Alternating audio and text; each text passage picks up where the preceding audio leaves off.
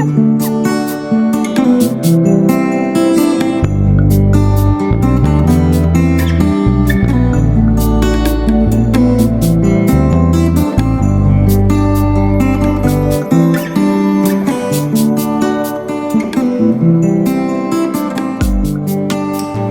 à tous les frères et sœurs, je bénis notre Seigneur pour ce rendez-vous. Dieu encore nous a fait grâce. Je sais que vous regardez, vous vous informez comme tous, et vous voyez que chaque jour il y a encore des morts dus au Covid-19. Pourquoi je vous raconte ça? Parce qu'en fait, si nous sommes ensemble ce soir, c'est une grâce. Voilà, il n'y a que la grâce du Seigneur qui nous donne cette opportunité-là.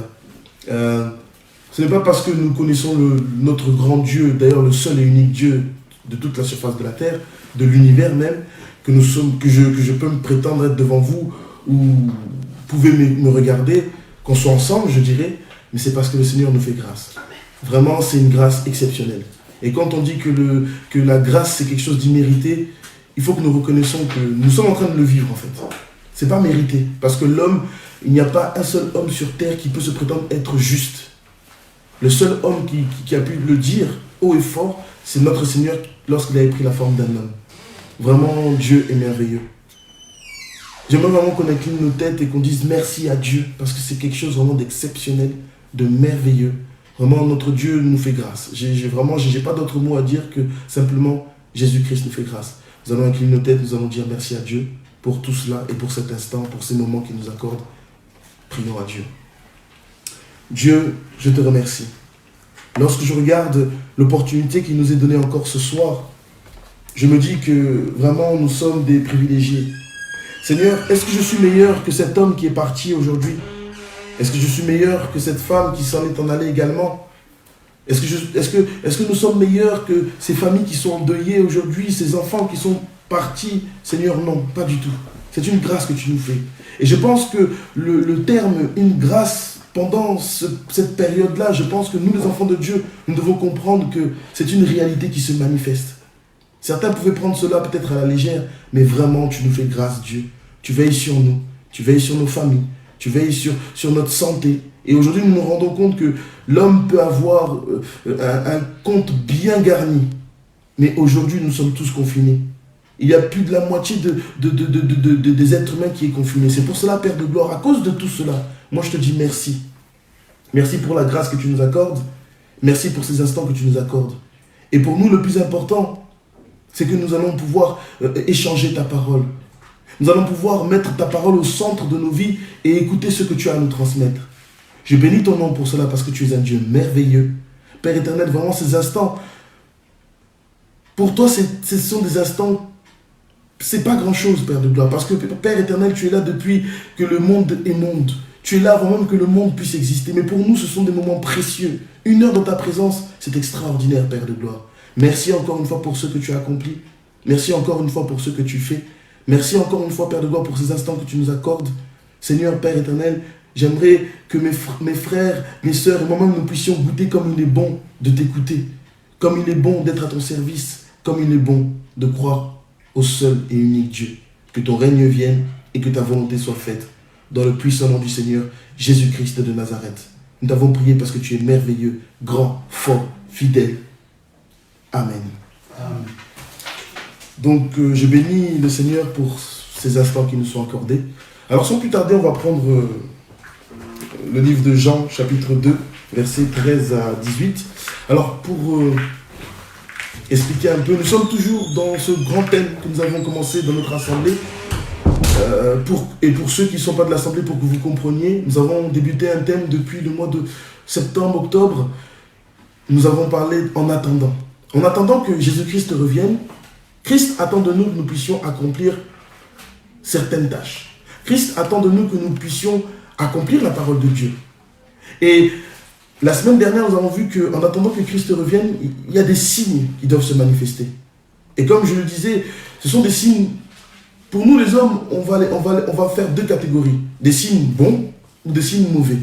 Mais pour Dieu, ce sont juste des signes. Parce que tout ce que Dieu fait est bon. Et donc, mardi, j'ai débuté une pierre que je veux rajouter à l'édifice. à l'édifice qui est ce message, cet enseignement, mettre de l'ordre dans le temple. C'est-à-dire qu'en attendant que Christ revienne, nous devons mettre de l'ordre dans le temple. Je vais faire la lecture et ensuite je vais rapidement expliquer certaines choses. Alors, Jean chapitre 2, versets 13 à 18, c'est l'histoire de Jésus-Christ qui, allant au temple, il a fait une chose qui pouvait surprendre à ce moment-là, qui a surpris. Il a chassé les vendeurs, les changeurs qui étaient dans le temple. Alors, il est dit ceci. La Pâque des Juifs, excusez-moi, Jean chapitre 2, versets 13 à 18. La Pâque des Juifs était proche et Jésus monta à Jérusalem. Il trouva dans le temple les vendeurs de bœufs, de brebis et de pigeons et les changeurs assis. Ayant fait un fouet avec des cordes, il les chassa tous du temple ainsi que les brebis et les bœufs. Il dispersa la monnaie des changeurs et renversa les tables et il dit aux vendeurs de pigeons, ôtez cela d'ici, ne faites pas de la maison de mon père une maison de trafic. Ses disciples se souvinrent qu'il est écrit, le zèle de ta maison me dévore. Les Juifs prenant la parole lui dirent, quel miracle nous montres-tu pour agir de la sorte? Jésus leur répondit, détruisez le temple et en 3 jours je le relèverai. Les Juifs dirent, il a fallu 46 ans pour bâtir ce temple, et toi, en 3 jours, tu le relèveras. Mais il parlait du temple de son corps. C'est pourquoi, lorsqu'il fut ressuscité des morts, ses disciples se souvinrent qu'il avait dit cela, et ils crurent à l'écriture et à la parole de Jésus avait dite. Amen. Donc, c'est l'histoire de Jésus-Christ qui va au temple, et qui va chasser les vendeurs et les changeurs. Parce que Jésus-Christ a considéré que ces personnes soient dans le temple, ça ne permettait pas qu'il y ait dans le temple un culte. Il faudrait que je puisse expliquer une chose que peut-être je n'avais pas dit mardi, pour qu'il y ait un culte digne de ce nom, pour qu'il y ait une adoration digne de ce nom, parce qu'un culte, c'est une adoration à Dieu. Il y a un seul endroit où on peut faire un culte, c'est dans un temple. Ça, c'est la pensée de Dieu. Et donc, quand Christ arrive à ce moment-là, il considère que dans le temple, l'adoration ou le culte qui est fait n'est pas digne, ne représente pas le Dieu que lui, il était en train de servir. Alors, puisque dans le temple, à ce moment-là, le culte n'était pas respecté, alors qu'est-ce que Jésus-Christ a fait? Il a chassé tout le monde. Et j'avais dit mardi plutôt que quand on voit des bœufs et des brebis, c'était ces animaux qu'on offrait à Dieu. Et c'est ça un culte. Or, Jésus-Christ était venu comme l'agneau de Dieu qui ôte le péché du monde. Donc, ces personnes-là ne pouvaient plus offrir des agneaux comme ils le faisaient, parce que l'agneau de Dieu, c'était Jésus-Christ. Et donc, à partir de là, il faut que nous comprenions que Jésus-Christ a pris cette décision-là de chasser tout le monde. Et j'aimerais aussi revenir sur une chose très, très importante. En face de Christ, il y avait une institution très puissante, qui était dirigée ou gouvernée par les pharisiens, par les sadducéens. Le Sanhédrin, comme on peut appeler cela, le Sanhédrin, ça permettait aux pharisiens, aux sadducéens de juger, de rendre un jugement spirituel, mais aussi politique. Et donc Jésus-Christ s'est attaqué à une institution très forte. Et pour que Jésus-Christ puisse chasser les vendeurs et les changeurs, et pour que personne ne puisse lui reprocher, du moins quand je dis lui reprocher, c'est-à-dire que personne ne s'est dit, bon écoutez, ce qu'il est en train de faire, il n'a pas le droit, on va le tuer. Vous allez remarquer que personne n'a touché Jésus-Christ. Parce que quand Christ est venu accomplir cet acte, il avait une puissance spirituelle qui ne pouvait pas permettre aux autres de le toucher. Quand vous lirez le livre de Josué, chapitre 5, versets 13 à 14, un jour Josué était à Jéricho, et puis il leva les yeux et il vit un homme au loin. Il allait vers cet homme, il lui a dit, qui tu es? Qui es-tu? Es-tu avec nous ou notre ennemi? Et cet homme a répondu, non, je suis le chef de l'armée de l'Éternel. Et Josué s'est prosterné devant cet homme. Quand Christ va au temple pour chasser ces hommes qui ne rendaient pas un culte agréable à Dieu dans le temple de Dieu, il y va en tant que chef de l'armée de l'Éternel. Donc, la position que Christ avait spirituellement, personne ne pouvait l'atteindre. Personne ne pouvait le toucher. Il était là en tant que chef de l'armée. Pourquoi je vous dis ceci? Parce que pour chasser les personnes du temple, il ne pouvait pas y aller simplement, comme je le dis, avec des paroles d'amour, avec des paroles de douceur, mais en tant que chef de l'armée, c'est-à-dire Jésus-Christ était en guerre. Et donc, à partir de là, nous comprenons l'histoire. Lorsque je dis mettre de l'ordre dans le temple, c'est lorsque Jésus-Christ a chassé toutes ces personnes-là. Et donc, j'avais dit que nous allions parler d'abord de ce que Jésus-Christ avait fait et ensuite comprendre quelle est notre position, nous, en tant que corps du Christ, c'est-à-dire chaque personne qui a cru au Seigneur Jésus-Christ et au niveau aussi de notre assemblée locale. Qu'est-ce qui s'est passé? Jésus-Christ est mort, plus que ça, il est ressuscité 3 jours après. Il nous a envoyé son esprit. Et toute personne qui a accepté Jésus-Christ comme Seigneur et Sauveur, maintenant, ils font partie du corps du Christ, dont tu fais partie, dont je fais partie. Et j'espère, pour certains, vous ferez partie de ce corps-là. Ce corps qui est invisible. Et ainsi, Paul va dire quelque chose d'important. Allons dans le livre de 1 Corinthiens. Aujourd'hui, je vais essayer de vous donner plus de versets que je ne l'ai fait mardi. Allons dans le livre de 1 Corinthiens, chapitre 6, verset 19. Là-bas, l'apôtre Paul, inspiré par le Saint-Esprit, va dire ceci. 1 Corinthiens, chapitre 6, verset 19. Ne savez-vous pas que votre corps est le temple du Saint-Esprit, qui est en vous, et que vous avez reçu de Dieu, et que vous ne vous appartenez point à vous-même? Voilà notre position à nous aujourd'hui. Parce que nous avons accepté le Seigneur Jésus-Christ. Le Saint-Esprit, à travers l'apôtre Paul, va dire « Vous êtes le temple du Saint-Esprit ». Or, tout à l'heure, souvenez-vous, il y a quelques minutes, je vous ai dit, pour qu'un culte soit fait correctement et convenablement, il ne peut pas se faire n'importe où. Il doit se faire dans le temple.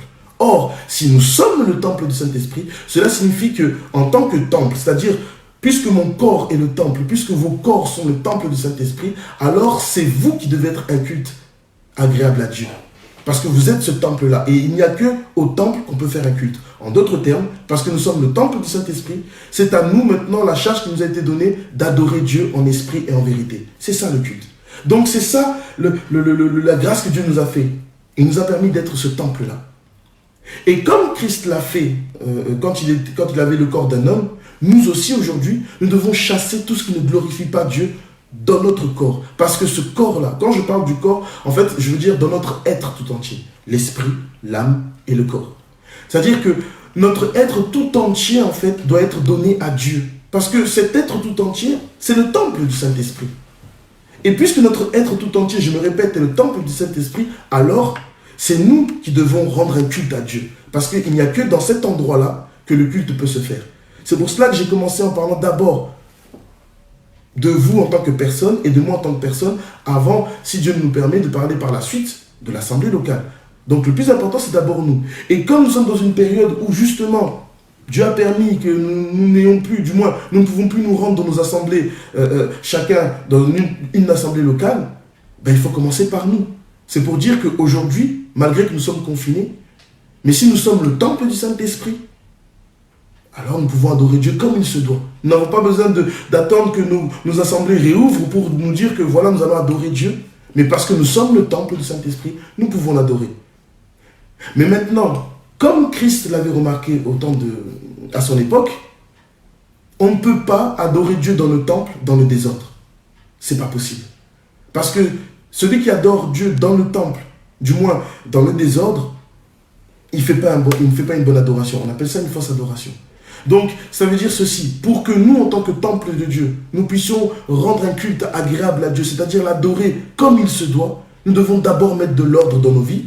Ainsi, ce culte-là nous rapprochera de Jésus. Plus que ça, permettra que nous et Jésus, nous soyons un. Parce que c'est ça le but. Comme le Père et le Fils sont un, nous aussi, en tant que corps du Christ, nous devons être un avec notre Maître. Et si Jésus-Christ s'est mis dans la position du chef de l'armée suprême pour chasser ce qui ne glorifie pas Dieu dans le temple, nous aussi, pour chasser ce qui ne glorifie pas Dieu dans nos vies, nous devons être des soldats, non pas les chefs, parce que le chef c'est notre Seigneur, mais puisque nous faisons partie de cette armée, nous sommes des soldats. Et dans les Écritures, on nous montre que nous devons avoir, même selon ce contexte, la position d'un soldat. Alors, voilà un peu là où je voulais en venir. Nous sommes le temple du Saint-Esprit. Et pour que nous puissions rendre un culte correct parce que nous sommes le temple, alors il faudrait chasser tout ce qui ne glorifie pas Dieu dans nos vies. C'est très important. Allons dans le livre de 1 Samuel. Et là, on va essayer de rentrer dans le vif du sujet, ce qui va nous permettre de comprendre. Donc, nous devons aborder cela comme des soldats. Nous faisons partie d'une armée. Nous sommes des soldats. Et cette armée a un chef, Jésus, qui est le chef de l'armée de l'Éternel. Nous faisons partie de l'armée de l'Éternel. Et nous ne pouvons pas, je dirais, laisser faire les choses de cette manière-là. Non, personne ne doit nous empêcher de rendre un culte parce que nous sommes le temple de Dieu. En fait, je suis le temple de Dieu. Et la seule chose que Dieu attend de moi, que ce temple-là rende un culte. Parce qu'il n'y a que le temple, dans le temple, qui peut se faire un culte digne de ce nom-là. Et il faut chasser, parce que sinon, ça ne sera pas possible. Alors, allons dans le livre de 1 Samuel, chapitre 17. Je vais vous conter une histoire. On parle d'un homme qui s'appelle David, que vous connaissez. Alors, je résume l'histoire.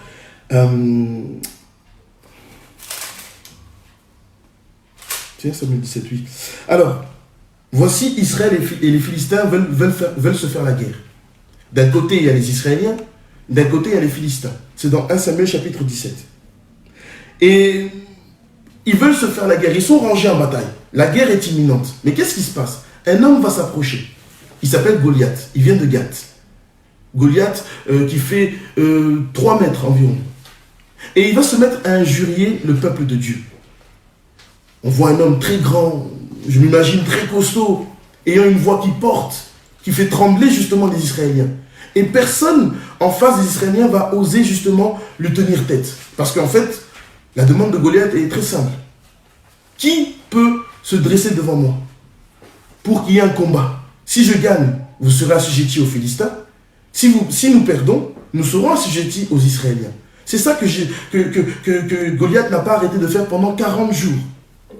Et aucun homme en Israël n'a su dire « moi je vais relever le défi ». Et pourtant, parmi eux, il y avait un homme qu'on appelait le roi Saoul, qui était un homme qui savait combattre. Ce n'était pas n'importe qui. Je prends lui, j'aurais pu prendre quelqu'un d'autre. Il y avait aussi les frères de David qui étaient aussi des combattants. Et il n'y avait pas qu'eux, il y avait d'autres hommes que les Écritures ne nous nomment pas. Mais personne n'a tenu tête à Goliath. David va arriver, parce que son père l'a envoyé ramener de la nourriture à ses frères. Et David va entendre Goliath qui, tous les jours, faisait son petit manège, il était content, il criait sur Israël, il les injuriait. Et David va dire à ses hommes, mais écoutez cet incirconcis qui est en train de dire des choses contre le peuple de Dieu. Et David, lui, ça ne va pas le plaire. Et il va prendre l'initiative d'aller combattre cet homme. Alors, on va essayer de l'empêcher parce que c'était un jeune homme.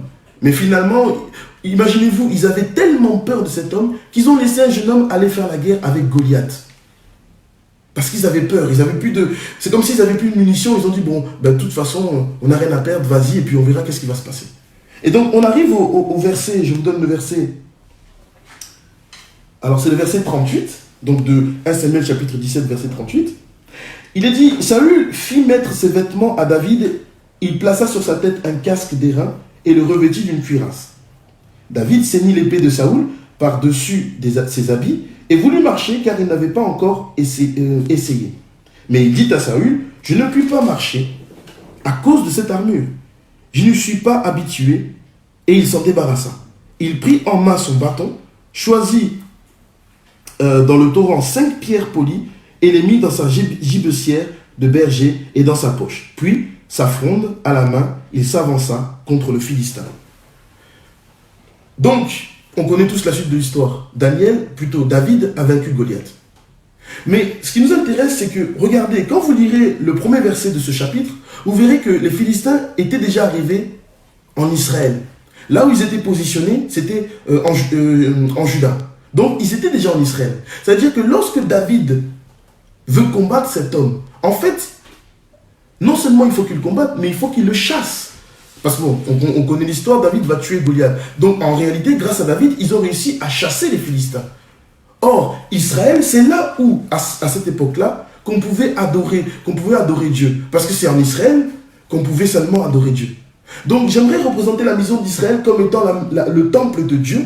Et parce qu'ils étaient le temple de Dieu, c'est uniquement au niveau de ce peuple-là qu'on pouvait adorer Dieu. Mais seulement, à ce moment-là, ils ne pouvaient pas le faire. Parce que Goliath, justement, était en train de mettre du désordre. Je pense que vous savez où je veux en venir. Goliath, c'est aussi l'image d'une institution. Goliath, c'est l'image de quelque chose qui est ancré. Goliath, on ne peut pas le déloger, on ne peut pas le chasser avec des paroles douces, en étant très calme, en lui demandant pardon et en lui faisant des politesses. Non, Goliath, pour le chasser, il faut le tuer. Goliath, pour le chasser, il faut être fort. Goliath, pour le chasser, il faut être zélé. C'est-à-dire qu'un ardent désir pour combattre sa cause, pour aller vaincre par rapport à sa cause. Donc Goliath, c'était quelqu'un, vraiment, il était là pour détruire Israël. Aujourd'hui, mes frères et sœurs, il y a beaucoup d'institutions qui ont été créées. Beaucoup d'institutions que l'homme a élevées. L'adultère est une institution. Parce qu'aujourd'hui, les personnes ne trouvent pas ça très mauvais d'être dans l'adultère. Parce que c'est des choses qui sont dans les mœurs, qui sont enracinées. Donc c'est une institution. L'adultère est une institution. Le mensonge est une institution. Et j'en passe. Aujourd'hui, la maladie est une institution. Le colportage est une institution. Et donc tout ça, c'est la représentation de Goliath. Et c'était aussi la représentation du temple à l'époque de Jésus. Alors qu'est-ce qui s'est passé? David maintenant doit aller chasser cet homme de ses terres. Comme nous devons chasser Goliath.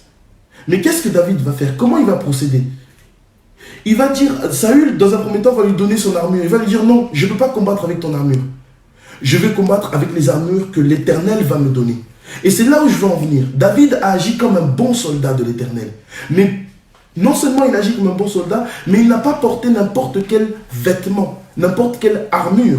C'est-à-dire qu'il a refusé l'armure de Saoul et il a récupéré ce que le Saint-Esprit lui a inspiré. Et c'est ainsi que David a vaincu Goliath. C'est ainsi que David a chassé de Goliath loin des terres d'Israël. Si vous lisez l'histoire, vous verrez que le peuple de Philistins a été décimé. Ça veut dire quoi? Si nous voulons chasser les vendeurs et les changeurs, si nous voulons mettre de l'ordre dans nos vies, c'est-à-dire dans le temple que nous sommes, nous devons avoir les armures que Dieu va nous donner.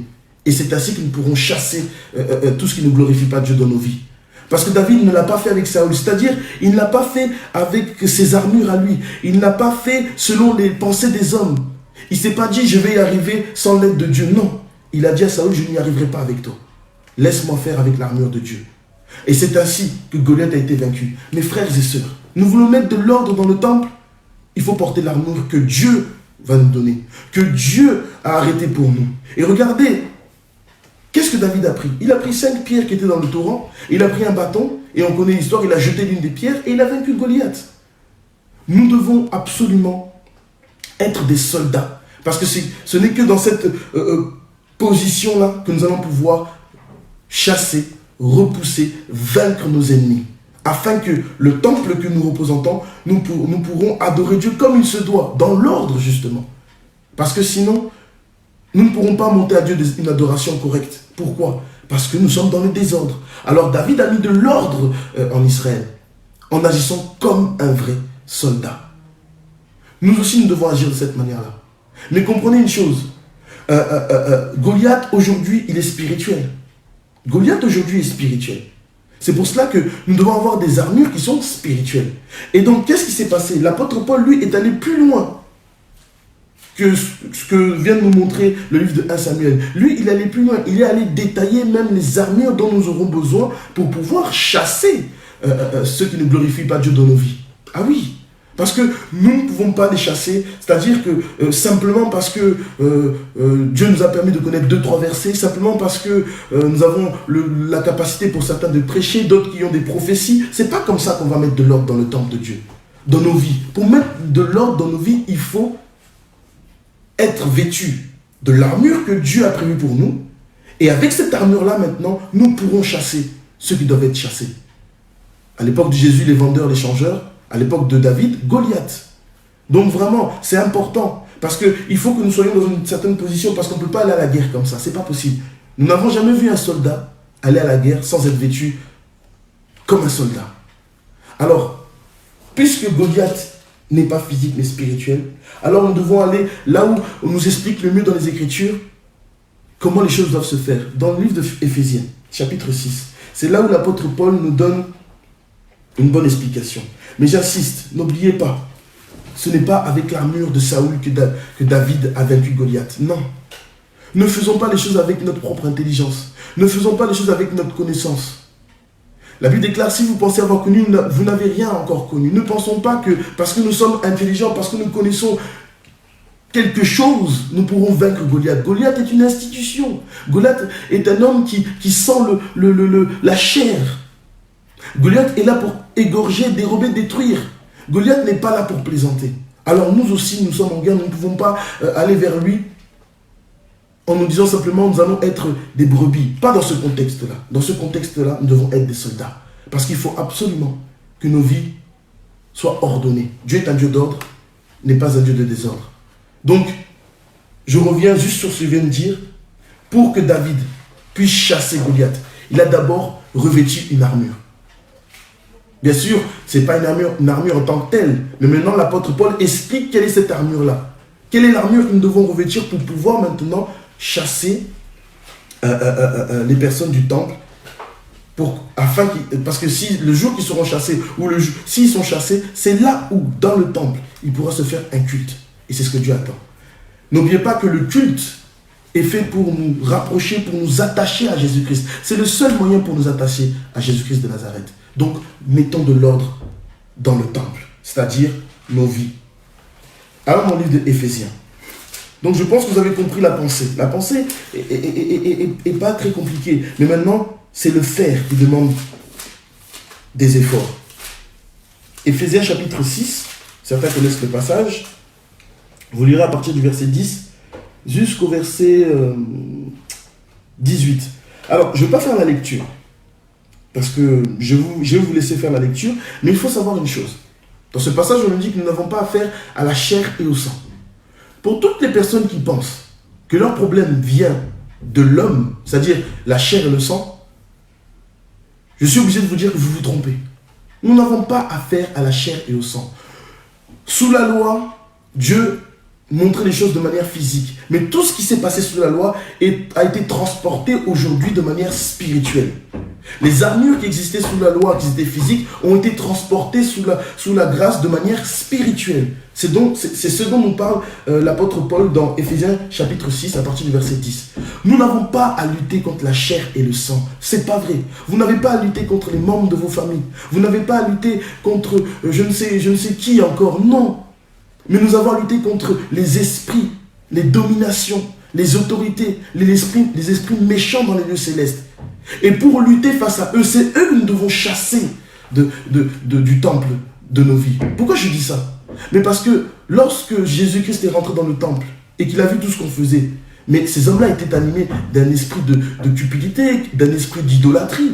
Donc ils avaient fait rentrer dans le temple des esprits impurs. Jésus les a chassés. Et c'est exactement ce qui se passe dans nos vies. Nous devons absolument chasser ce qui doit être chassé. Alors, comprenez-moi bien.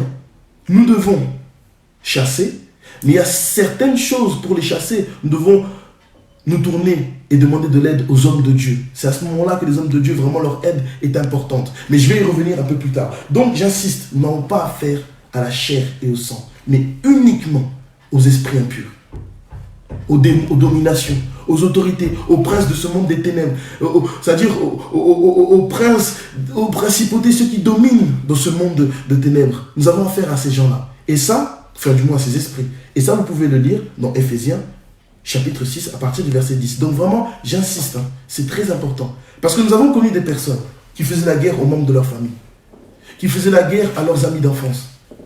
Non. Ils sont poussés par des esprits.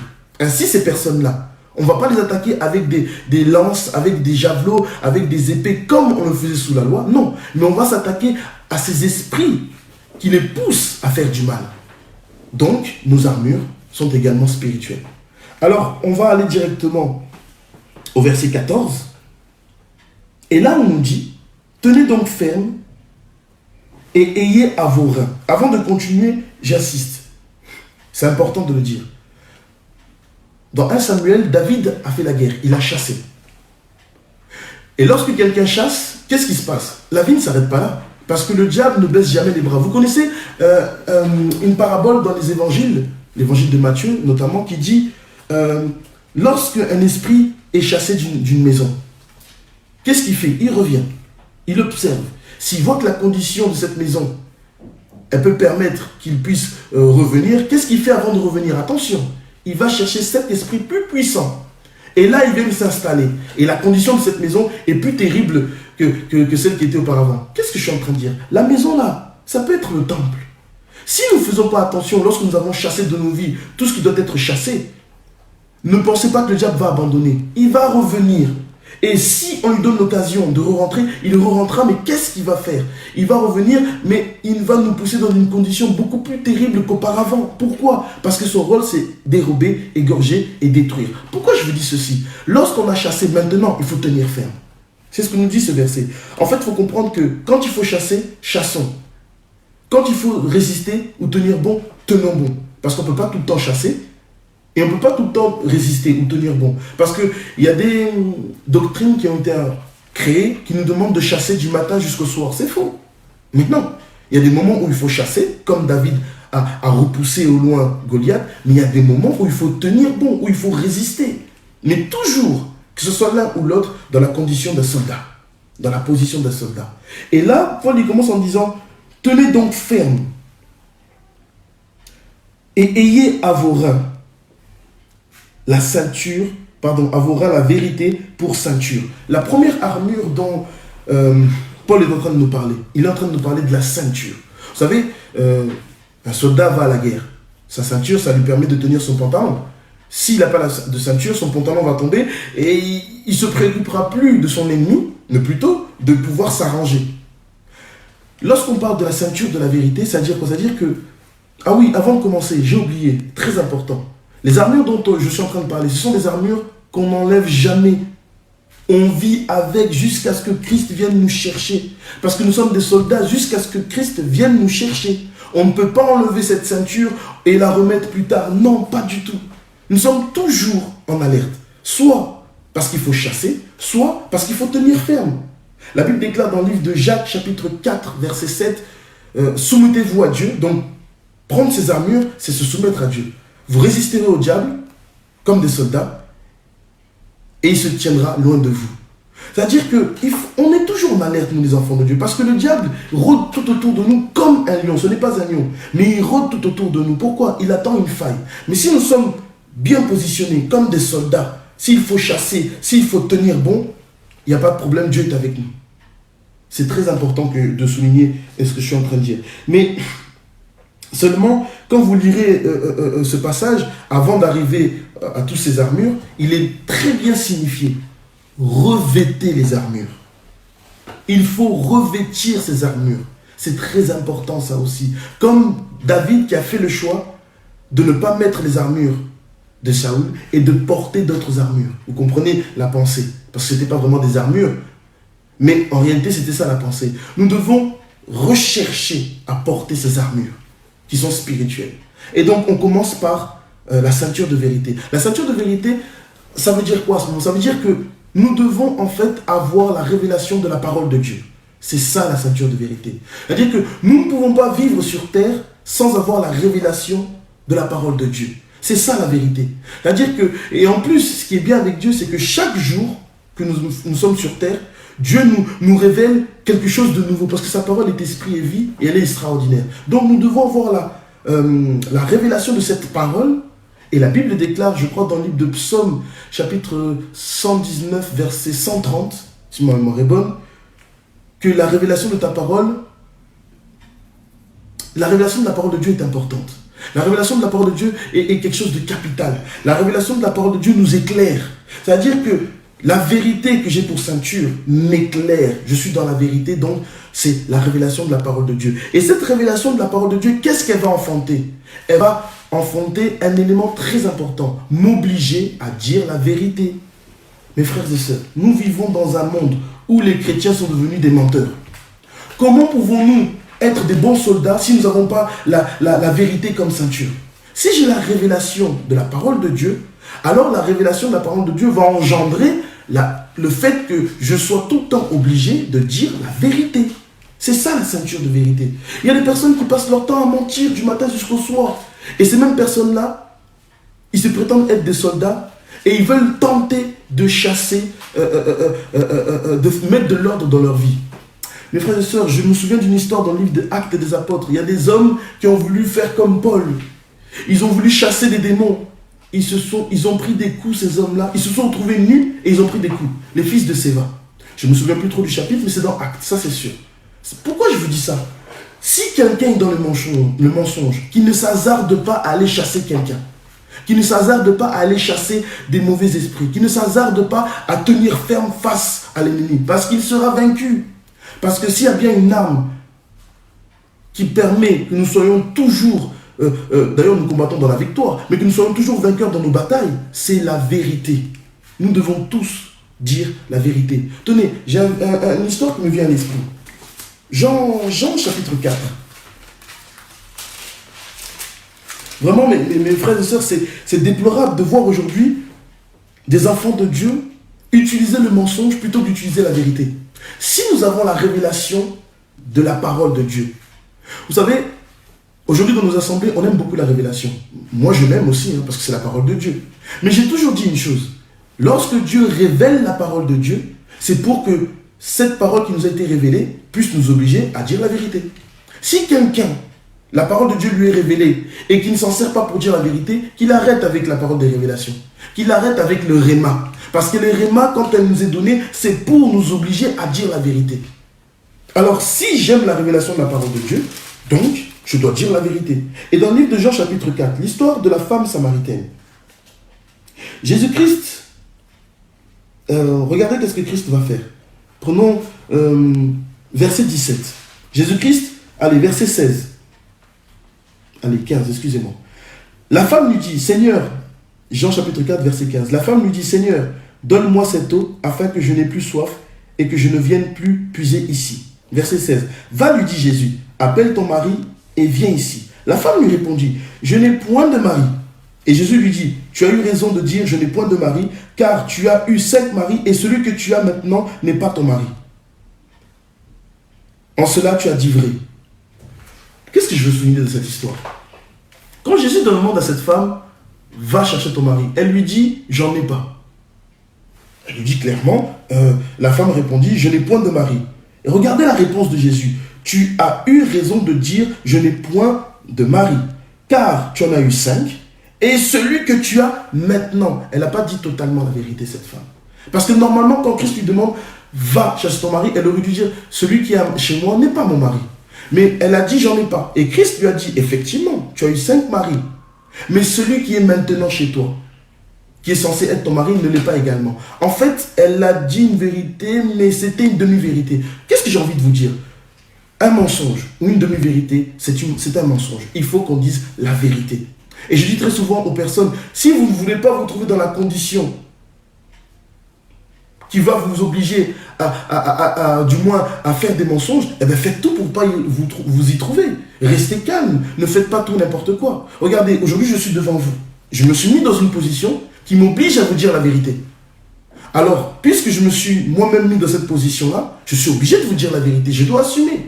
Parce que sinon, si je suis dans une position où je dois dire uniquement la vérité, mais que je tremble et que je dis un mensonge, là, là je vais porter ma peine. Mes frères et sœurs, nous devons dire la vérité. Et lorsque cette femme a compris que Jésus-Christ connaissait toute sa vie, là maintenant, elle a posé un acte, elle a laissé sa cruche et elle est allée parler à toutes les personnes de son village qu'il y avait un prophète. Moi, je veux dire par là ceci. Le mensonge, du moins, le diable est le père du mensonge. Celui qui est dans le mensonge, alors il est fils du diable. Ce n'est pas moi qui le dis, c'est Jésus-Christ dans le livre de Jean chapitre 10. Mais nous sommes les enfants de Dieu parce que nous sommes dans la vérité, à cause de la révélation de la parole, et parce que nous disons la vérité. C'est pour cela que moi, je n'ai jamais compris quand les enfants de Dieu se plaignent, quand le pasteur prêche, quand un homme de Dieu prêche, ou un apôtre, ou un docteur, il est en train de vous dire la vérité, et vous êtes en train de vous plaindre. Ne vous plaignez pas, parce que son rôle à lui, c'est de dire la vérité. Parce que nous devons avoir la révélation de la parole pour, derrière, ne dire que la vérité. Pour l'instant, je ne parle que de dire la vérité. Je ne parle pas encore de la pratique. Mais là, c'est de dire. Quoique c'est déjà une pratique. Donc vraiment, mes frères et sœurs, soyons honnêtes les uns les autres. Disons-nous des vérités. Le monde dit toute vérité n'est pas bonne à dire. Ça, c'est le monde qui l'a dit. Mais Jésus-Christ veut que nous disions la vérité. Parce qu'il a dit, vous connaîtrez la vérité et la vérité vous affranchira. Le mystère, c'est qu'à chaque fois que nous disons la vérité, cette vérité nous affranchit d'un mal. Donc en réalité, en portant cette ceinture de vérité, nous chassons le mensonge de nos vies. Parce que l'opposé de la vérité, c'est le mensonge.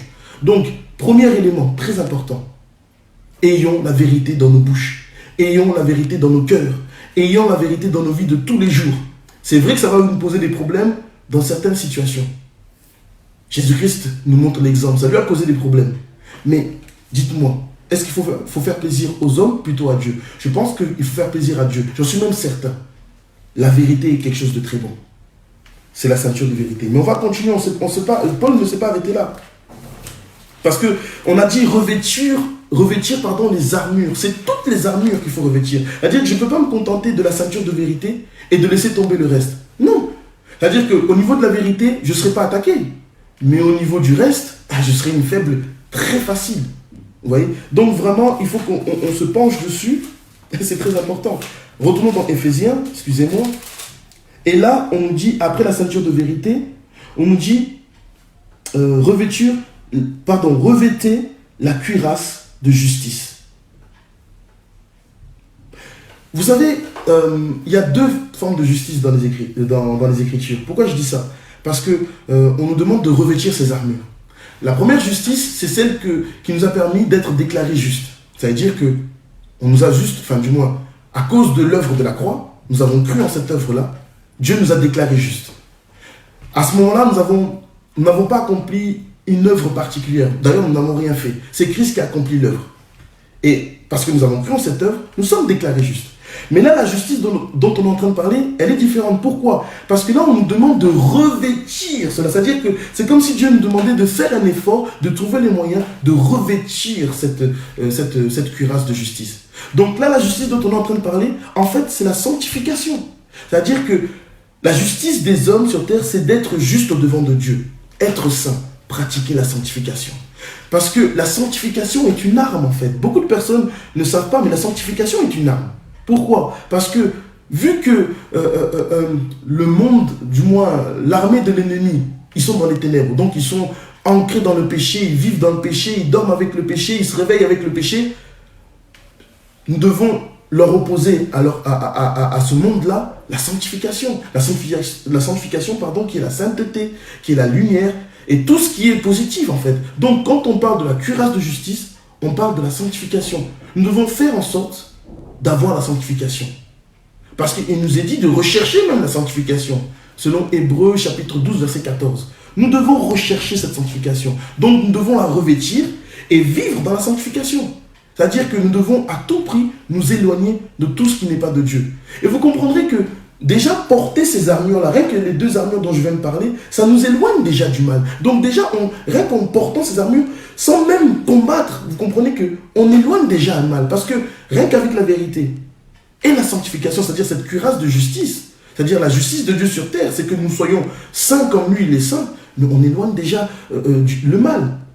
Donc c'est important, comme le dit les Écritures, ce que Dieu veut, c'est notre sanctification. 1 Thessaloniciens, je vais le lire, ça c'est important. Vous n'êtes pas obligé de... Vous pouvez noter. 1 Thessaloniciens, chapitre 4.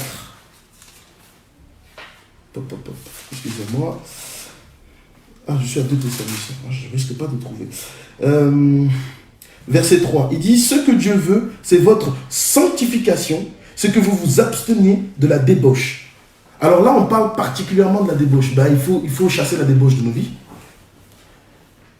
C'est pour ça qu'il parle de la sanctification. Et c'est ça la justice de Dieu. Nous avons été déclarés justes. Donc la justice de Dieu, parce que nous avons cru à l'œuvre de la croix. Et maintenant, nous vivons dans la sanctification. C'est ça la cuirasse de justice. Nous devons, c'est ce que Dieu veut, la volonté de Dieu, c'est que nous portions la cuirasse de justice parce que c'est la sanctification. Mes frères et sœurs, éloignons-nous de tout ce qui n'est pas de Dieu. Alors chassons. La sanctification nous éloigne. Parce que la sanctification, c'est la sainteté. Prenons des décisions radicales. Éloignons de nous la débauche. Éloignons de nous toutes ces choses. Les choses que le monde aime, il faut s'en éloigner.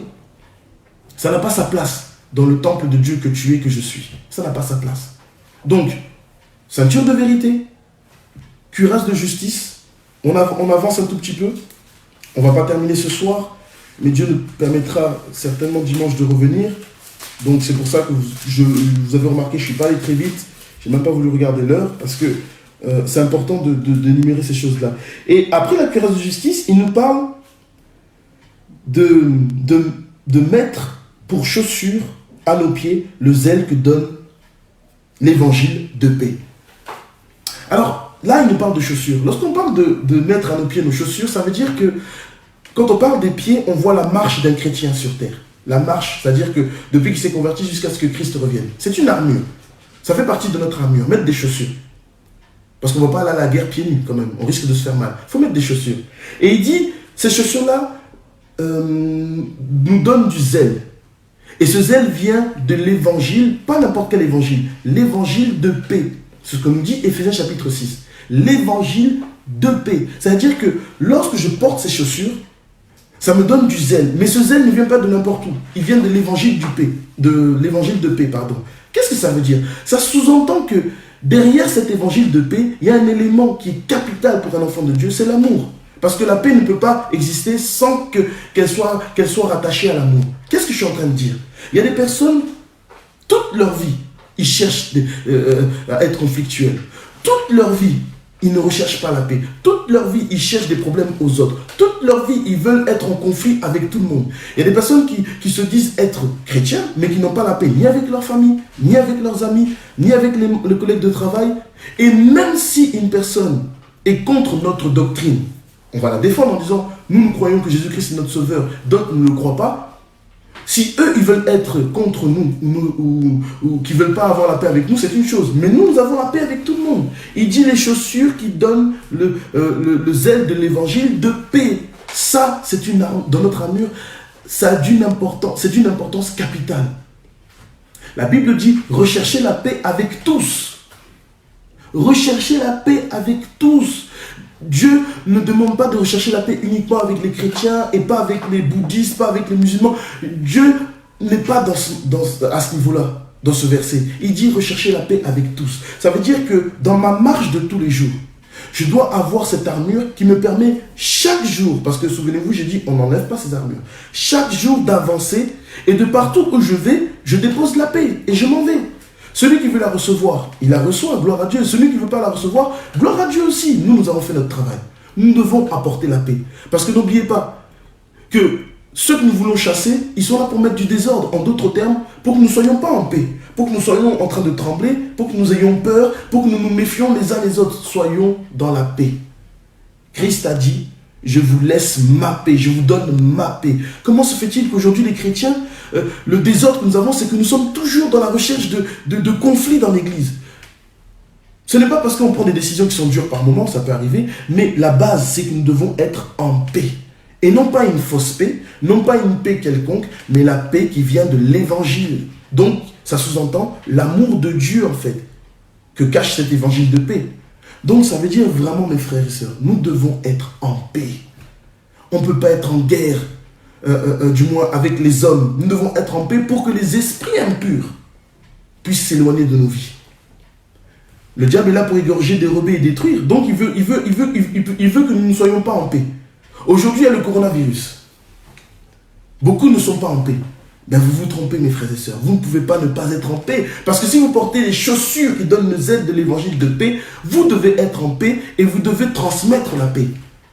Je vais vous donner un exemple. Aujourd'hui, il y a des médecins qui tous les jours sont au front. Ils voient des malades, ils voient des personnes mourir, on ne peut pas les enterrer. Vous savez, c'est touchant psychologiquement. Des personnes qui voient tous les jours des personnes mourir, 10, 20, 30, 40, 50, 60, 100 personnes dans un hôpital, psychologiquement, c'est dur. Mais vous savez, et ces personnes, on les voit passer à la télé et ils se plaignent. Mais moi, je dirais qu'ils ne se plaignent pas. Parce que si réellement ils se plaignaient, ben ils auraient qu'à rentrer chez eux et arrêter de faire ce travail-là. Parce que la médecine est un travail noble. Aujourd'hui, certains disent que la médecine est un travail noble à cause du Covid-19. Mais depuis longtemps, c'est un travail noble, la médecine. D'ailleurs, moi, je dis même souvent, pourquoi un médecin gagnerait moins bien qu'un sportif de haut niveau? Ça, c'est de la folie. Je ferme la parenthèse. Et donc, ces médecins-là, quel est leur combat? Apporter la paix à un patient. Parce que lorsqu'un patient sort de l'hôpital après 3 semaines à cause de ce virus, mais il est en paix, ce monsieur-là. Elle est en paix, cette dame-là. Donc les médecins, naturellement, leur métier, c'est pour donner la paix aux autres. Mais c'est nous, les médecins des médecins. C'est nous qui devons rassurer le monde en disant ce qui se passe, Dieu l'a permis. C'est une réalité. Dieu l'a permis. Mais ça ne peut pas nous empêcher de transmettre la paix. Quand on nous voit, on doit sentir la paix. Quand on nous voit, on doit sentir les choses paisibles. Tu rentres dans ma maison, je rentre dans ta maison, tu sens la paix alors que personne n'a parlé. Tu vois que les enfants sont heureux, le mari est heureux, la femme est heureuse. C'est la paix de Dieu. En Chine, à cause du confinement, à la suite du déconfinement, plutôt je dirais, lorsqu'il y a eu le déconfinement, 32% des ménages ont divorcé. Oui, parce qu'ils en avaient marre de vivre ensemble, et à la fin du confinement, ils ont divorcé. C'est-à-dire que dans le confinement, ça veut dire quoi? Ils n'étaient pas en paix, ces gens-là. Ils se faisaient la guerre, et dès qu'ils ont eu la possibilité de signer des papiers pour que chacun aille dans son coin, ils ont divorcé. C'est avéré. Hein? Et donc, à partir de là, il faut comprendre une chose. C'est que nous sommes confinés aujourd'hui. Nous devons véhiculer avec la paix. C'est pour cela qu'on essaie d'encourager les enfants de Dieu. Appelez-vous, encouragez l'autre, encouragez votre soeur. Et pas simplement dans le confinement. On parlera de l'église locale, mais il faut qu'on ait cet esprit-là, un esprit de paix. De partout où je vais, que j'aille de maison en maison, il faut que j'apporte la paix. Parce que la Bible dit ceci, que Christ allait de maison en maison apportant la paix, apportant une bonne parole. Nous devons porter ces chaussures qui apportent la paix. C'est très important. Pour ma part, ce soir, je vais m'arrêter là. Parce que, comme j'ai dit, je ne vais pas terminer. Donc, on a parlé de la ceinture de vérité. On a parlé de la cuirasse de justice. Et on a parlé des chaussures qui donnent le zèle de l'évangile de paix. Il nous reste le bouclier de la foi. Il nous reste le casque du salut et l'épée du Saint-Esprit. Je dis bien l'épée du Saint-Esprit. Ce sont des armures que Dieu nous a données. La vérité, la justice qui est l'image de la sanctification et la paix. J'ai eu quand même un certain ressenti pour la paix parce que je me suis rendu compte on vit des moments un peu chaotiques. La seule chose qui va ramener le sourire, c'est la paix. La paix que donne l'évangile de paix. Et donc, c'est-à-dire que l'évangile de paix va engendrer le zèle de paix et non pas un zèle amer. Parce qu'il y a des personnes qui ont un zèle amer, mais normalement, l'évangile de paix engendre un zèle de paix. Que Dieu soit richement béni. J'espère que j'ai pu vous donner des éléments qui vous permettent de mettre de l'ordre dans vos vies. Parce que ce sont des éléments que toi et moi, on va utiliser en fait. Chaque jour, dès qu'il y a la possibilité, chassons. Dès qu'il y a la possibilité, résistons. Mais en fait, c'est tout le temps qu'on le fait. Donc, que Dieu soit richement béni. Il me reste quelques minutes. On va juste dire merci à Dieu. Parce que ce sont des choses capitales. Ce sont des choses très importantes. On doit vraiment mettre ça en avant pour que nos vies aient un sens. Je répète, nous sommes le temple du Saint-Esprit. Et le temple du Saint-Esprit, pour que le culte se fasse dignement, dans le temple doit être dans la vérité, le temple doit être dans la sanctification, le temple doit être dans la paix. Et vous comprenez que quand je parle du temple de cette manière-là, je ne parle pas des 4 murs, je ne parle pas du temple qu'on a construit, un beau temple, je parle de nos vies. Parce que c'est nous le véritable temple du Saint-Esprit. La pensée de Dieu, c'est d'habiter au milieu de nous. Le milieu du temple, c'est quoi? C'est notre cœur.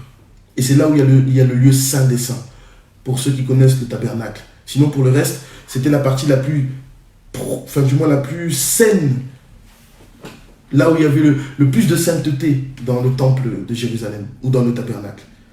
Donc, on va incliner nos têtes, on va dire merci à Dieu. On va dire vraiment merci. On va, par la grâce de Dieu, continuer dimanche. On verra ce que Dieu va nous donner. Et je pense que ça va nous faire du bien. Prions à Dieu. Seigneur, mon roi, mon Dieu, tu es le maître des temps et des circonstances. Nul n'est comparable à toi sur toute la surface de la terre. Tu es un Dieu bon. Tu es un Dieu bon pour nous, tu es un Dieu bon pour chacun d'entre nous. Nous avons parlé de la ceinture de vérité, de la cuirasse de justice et du casque, des chaussures qui donnent le zèle de l'évangile de paix. Mes frères, mes frères et sœurs et moi, nous devons comprendre ces choses-là.